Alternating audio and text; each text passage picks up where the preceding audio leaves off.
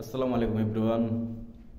সবাই তো বিদেশ আসতে চাইতে আছেন যে এত টাকা খরচ করে বিদেশ আসলে হাই রে কত দিনে টাকা কামাইতে পারবো, কত লাখ লাখ টাকা কামাইতে পারবো, এত বছর এত টাকা কামাই নিতে পারবো ইনশাল্লাহ। ঠিক আছে, এটা নিয়ত করে আসেন। আসলে ভাই যে নিয়তটা করে যে আসেন এটা কি আদৌ পূরণ হবে কি না সেটা কি গ্যারান্টি আছে? কখনো গ্যারান্টি নেই। এই দেখেন আমার কোম্পানি আমার আজকে 2 দিন যাবৎ একটা জায়গায় কাজে পাঠাইছে, অফিস ক্লিনার নামে। ঠিক আছে, তো এখানে আজকে 3 দিন যাবত আমি মানে মুড়ি এটা এটা বকস করে খাইয়া আসছি। ঠিক আছে, না আছে খাট, না আছে বেড, না আছে খাওয়ার সিস্টেম, না আছে শোয়া সিস্টেম। 1 লাখটা রুম আমার পাড়ায় চাই দিছে। ঠিক আছে, অনেক বিপদে আছি, বুঝতে পারছি না জীবনে কি ভাব করছি আমি। দেখেন আমার রুমটা আপনাদেরকে দেখাইতেছে। দেখেন কোনো মানুষ নেই। ঠিক আছে, দেখেন নিজের গাইডের টাকা দিয়া কিছু আপনার তরি তরকারি এবং চাউল ডাউল আনছি। তো এগুলা আনছি আইনার রেখে দিছি, কিন্তু ফাঁকাবার যে হাড়ি পাতিল ওই হাড়ি পাতিলগুলা নাই। ঠিক আছে, যাই হোক এটা পরবর্তীতে দেখি, মোদের সাথে কথা বলে দেখি সে কী ব্যবস্থা করছে আমার জন্য। ঠিক আছে, তারপরে যে আমার গাট্টি গুট্টা।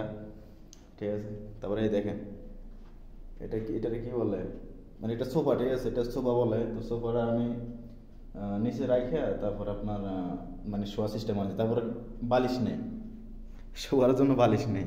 তারপর এটার উপরেই শুই, কেয়ার করার কপালে যা লেখা আছে তাই হবে, তাই না? এই আর কি। ঠিক আছে, তো এলো কাহিনী বিদেশের বাড়ির পরিস্থিতি। মানে এত ভালো ভালো মানুষগুলা আইসা যায় বিদেশ বাড়িতে, আইসা যায় এতটা বোকা হয়ে যায়। ঠিক আছে, এটা সত্যি না বললেই নয়।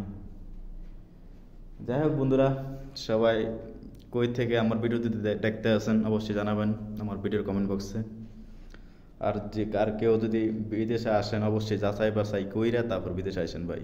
ঠিক আছে, খারাপ কোম্পানি যদি পড়েন না তাহলে জীবন ভাই সত্যি শেষ, জীবনটা পুরাই শেষ।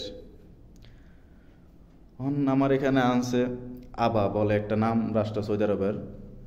তো 2 দিনকার পথে জার্নি করে তারপরে মনে করেন আসছে। ঠিক আছে, তো এখানে আজকে 3 দিন যাবৎ না খেয়ে আছি। এই দেখেন মুড়িটা খাইয়া তারপরে আসি, এই যে মুড়ি। ঠিক আছে, এই মুড়ি খাইয়া তারপরে আজকে এতদিন 2-3 দিন আসি। তারপর আমার মধ্যে আমি কল দিছি যে এরকম এরকম আমার যে এই জায়গা আপনি পাঠাইছেন, এখানে তো কোনো কিছুর ব্যবস্থা নাই, না আছে শোয়ার ব্যবস্থা, না আছে রান্না বান্নার ব্যবস্থা, না আছে কোনো কিছুর ব্যবস্থা। তুমি 2 দিন ওয়েট করো, আমি আসতে আসি। আরে ভাই 2 দিন যে আমি ওয়েট করবো, আমি না খায় থাকবো? হ্যাঁ, আমি কি না খায় থাকবো? তো 2 দিন ওয়েট করবো, সমস্যা নেই। আমি কি না খায় থাকবো এই 2 দিন ধরে? ভাই একটু অ্যাডজাস্ট করে এলাও।